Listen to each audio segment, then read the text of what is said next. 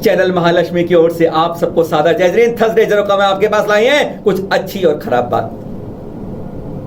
हमारे प्रातः स्मरणीय, वंदनीय, पूजनीय हमारे साधु संत एक प्रकार से अब ठहरे पानी की तरह हो गए हैं। चतुर्मास के कारण नहीं, 6 माह से कोरोना के कारण। और अब उनके पास कोरोना ये दानव जो है ना, राक्षस जो है, उन तक पहुंच बना चुका है। इसलिए नहीं कि साधु संतों ने उसके पास जाकर उसे गले लगाया है, और यह भी नहीं कि कोरोना उन तक स्वयं आकर पहुंचा है। वे तो हम जैसे कमखत कुछ भक्त हैं जिन्होंने उसको जाकर उन तक पहुंचा दिया है। अरे केवल आहार तक देने वाले हम भक्त जो हैं, खास उनके, वह अब उनको गिफ्ट के रूप में कोरोना परोस कर आ रहे हैं। और कमेटी का है, हमारी कमेटी अभी इस समय चापलूसी के रूप में किसी और कारण से उनको श्रेय दे रही है। यानी जिनको सुरक्षा गार्ड बनना चाहिए, सुरक्षा कवच बनना चाहिए, ढाल बनना चाहिए, वो ही इस थाली में छेद करते आ रहे हैं। हम ऐसे कमखत भक्त हो गए हैं। बचाना होगा मैं चल तीर्थों को अपने, क्योंकि यह बीमारी अभी नहीं खत्म होने वाली। 2-3 महीने जलजला और होगा इसका। और हमारी सरकार ने तो यह भी कह दिया है कि सर्दियों में आकर यह बहुत खतरनाक हो जाएगा। और अब बताते हैं आपको, यानी जैन धरोहर को बचाने में एक हमारे आचार्य श्री लग गए और उनको जान से मारने की धमकी दे आते हैं 2 युवा लोग, और हम हाथ पर हाथ धर के आज तक बैठे हुए होते हैं। बात का घटनाक्रम यह सोमवार 21 सितंबर का है।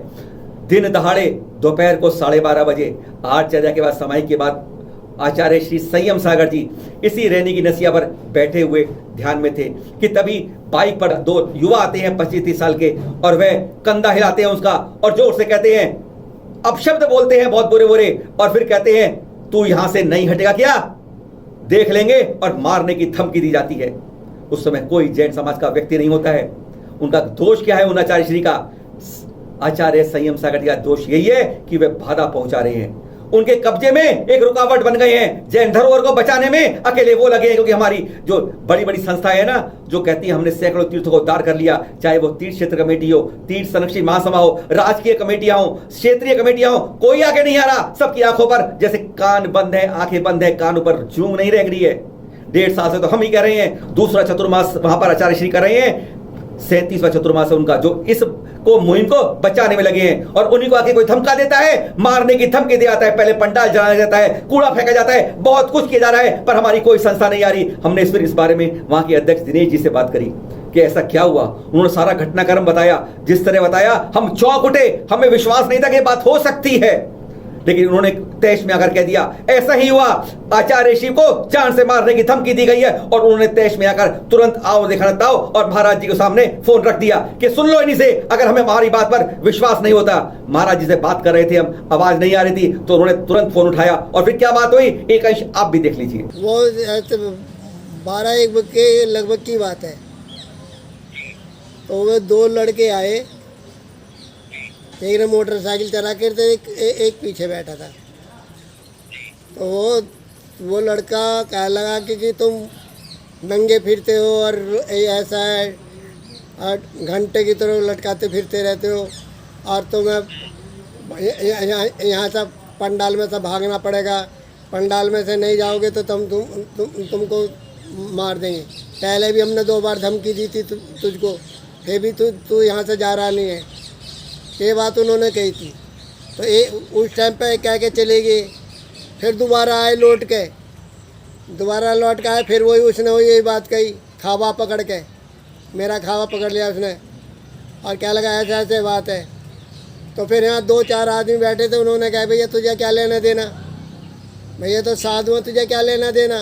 तो उनको भी धमकी देने लगे कि तुम हम देख लेंगे।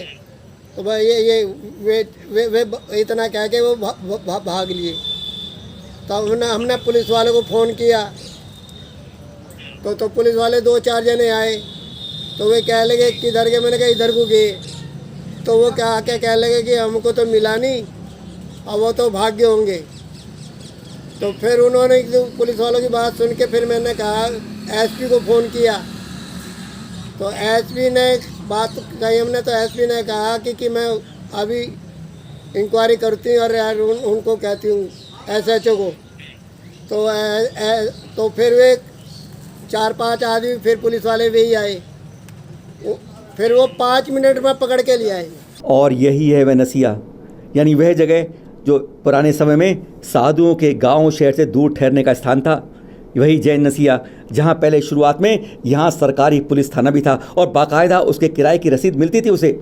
वही जैन नसिया आज भी वही हैं जहाँ पर आज जैन के साथ वहाँ 98% अजैन भी इसे जैनों की नसिया मानते हैं। वही नसिया जो मेन रोड पर होने के कारण उसकी कीमत आज लाखों में है। सामने वाला एक अजैन परिवार इस पर कब्जे के लिए हर कोशिश कर रहा है। नसिया जी पर गोबर फेंकता है, कूड़ा फेंकता है, जिससे यहाँ कोई ठहर ना पाए। नसिया की हालत जर्जर होती जा रही है। पर लगभग 15 माह से जिसकी मलकियत वापस जैनों को दिलाने के लिए केवल यही आचार्य श्री वहाँ पर अडिग बैठे हुए हैं, दूसरा चतुर्मास कर रहे हैं। इस ऐसे वातावरण में गंदी जहाँ ठहरने बहरने के लिए कोई अनुकूल स्थिति नहीं है। पर एक संत ने मानो अपनी जिंदगी दांव पर लगा दी है। क्या मजाल कि मंचमाला माइक वाली संस्थाएं यहाँ पर आने की किसी ने हिम्मत की हो, किसी की कान पर जू रेंगी हो। केवल एक कब्जे की कोशिश में लगे परिवार के सामने हमारी संस्थाएं मानो भीगी बिल्ली बन गई हैं। अब तो यहाँ एक बोर्ड भी लग गया है जो आप देख रहे हैं, जिस पर लिखा है विवादित आराजी खसरा नंबर 1235-1236 को श्रीमान SDM साहब के आदेशानुसार कब्जे में लिया जा चुका है। अरे हमें चिंता क्या है, लुटने दो, जैनों का जाता क्या है। बस इतनी सी छोटी सोच रह गई हमारी।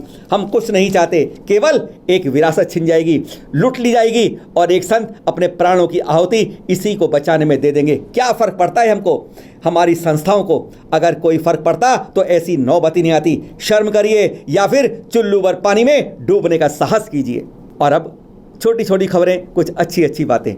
जैन मंदिर में अभिषेक देखने के लिए आती है रोज गायें। हम और आप तो कभी दर्शन करने मंदिर जाते ही होंगे, पर शायद ही अभिषेक देखने और कम जाते होंगे। पर अब एक गाय वहाँ जाए तो इत्तेफाक हो सकता है। पर मोकलपुर के जैन मंदिर में एक गाय पिछले 10 दिनों से रोज आ रही है, एक दो नहीं, लगातार अभिषेक के समय यह भगवान का अभिषेक देखते रहती है। और जब अभिषेक पूरा हो जाता है तो यह तुरंत चली जाती है ना गजब की बात। रोज उसी समय मंदिर पहुंचना, अभिषेक देखना और लौट जाना, यह अद्भुत बात है। जी हाँ, हम में से अनेक जब मंदिर तक अभिषेक देखने नहीं जाते तब धन्य है ये गायें। सोशल मीडिया के इस दावे की चैनल महालक्ष्मी पुष्टि नहीं कर पाया है। अगली खबर, शुरुआत कंप्यूटर ऑन व्हील्स की। सिद्धायतन समेत शिखर में रविवार 20 सितंबर को निशुल्क कंप्यूटर प्रशिक्षण बस की यानी कंप्यूटर ऑन व्हील्स की शुरुआत हो गई। यह ग्रामीण और पिछड़े क्षेत्रों के 10वीं व 12वीं में पढ़ने वाले छात्र छात्राओं के लिए उनके ही गाँव में उपलब्ध रहेगी। इस कार्यक्रम के द्वारा उन्हें बेसिक कंप्यूटर का प्रशिक्षण देने का प्रयास किया जाएगा, जिससे वो आगे चलकर तकनीकी रूप से सक्षम हो सकें। 18 सीटर बस में कंप्यूटर लगा दिए गए हैं और ट्रेनिंग के लिए इलेक्ट्रॉनिक सामान भी उपलब्ध है। अगली खबर, अब सुविधाजनक बाइक एम्बुलेंस की शुरुआत। जी हाँ, 4 पहिए वाली एम्बुलेंस तो आपने बहुत देखी होंगी, पर अब 2 पहिए वाली ये बाइक एम्बुलेंस राजस्थान के कई शहरों में, जयपुर, अजमेर, जोधपुर आदि में अब शुरुआत हो रही है। हाँ, इस बाइक को कोई आम आदमी नहीं चलाएगा, बल्कि इसको चलाएंगे ट्रेंड नर्सिंग स्टाफ। 4 पहिया के साथ अब ये 2 पहिया बाइक एम्बुलेंस स्वास्थ्य सेवा को मजबूती प्रदान करेगी, ऐसी ही आशा कर सकते हैं। अगली खबर, झांसी में जैन अस्पताल कोरोना पीड़ितों को कर दिया समर्पित। देश में फैल रहे कोरोना ने झांसी में भी तेजी से पैर पसारने शुरू कर दिए हैं, इसलिए वहां जैन समाज ने एक अनूठी पहल की है। श्री भगवान महावीर आरोग्य भारती हॉस्पिटल का अब जिला प्रशासन को सौंपने का निर्णय ले लिया गया। इस अस्पताल में 6 ward, 3 private ward, operation theatre आदि सब कुछ अनुकूल है। अगली खबर, सागवाड़ा में जैन कोविड केयर सेंटर बना दिया गया। जी हाँ, राजस्थान के डूंगरपुर जिले के सागवाड़ा में जहां कोरोना के से शावकोत्तर साधुओं को भी नहीं छोड़ा वहां पर हुमड़ दिगंबर जैन समाज द्वारा यह कोविड केयर सेंटर बनाया गया है, जिसका अभी हाल में जिला कलेक्टर की उपस्थिति में शुभारंभ कर दिया गया। 72 गाँव की जैन समाज से हुमड़पुरम में के विस्तृत परिसर में इसको बनाया गया है।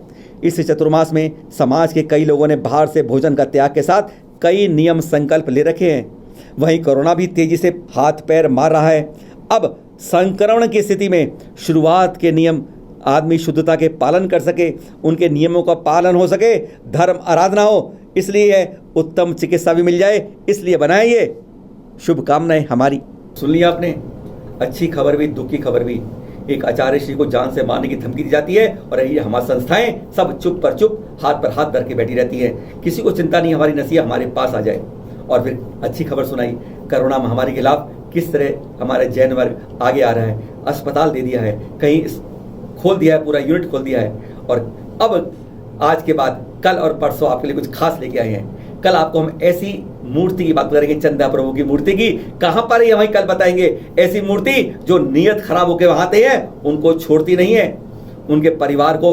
यानी यह इतिहास आज का नहीं है, 10-20 दिन का भी नहीं है, 40-50 साल से यही चल रहा है। जिसने मूर्ति को उठाने की कोशिश की, बहुत बरस पुरानी है, 1261 साल की ईस्वी की है, यानी 800 वर्ष पुरानी मूर्ति को अगर किसी ने उठाने की कोशिश की, उसे छोड़ती नहीं है, मजबूरन छोड़ के आना पड़ता है। इसके लिए कोई ना चौकीदार है, ना माली है, ना प्रहरी है, कोई नहीं रखा जाता। कैसी चमत्कारित मूर्ति कल बताएंगे और परसों बताएंगे शनिवार को रंग रंगीली के अंदर आपको। पत्थर भी चलते हैं, बोलते हैं, बड़े होते हैं, अरे जन्म भी देते हैं। विश्वास नहीं होगा आपको भी, क्या फालतू की बात महालक्ष्मी वाले करने लगे हैं। उम्र बढ़ने के साथ क्या सठिया गए हैं, आपको दिखाएंगे। और दूसरी बात एक और बताएंगे, अब आलू जमीन के नीचे ही नहीं, जिमीकंद अब पेड़ पर लगते हैं, बेर की तरह, अमरूद की तरह। विश्वास नहीं होता ना। कल और परसों फिर मिलेंगे आपसे रात को 8 बजे। सादर जय जिनेंद्र।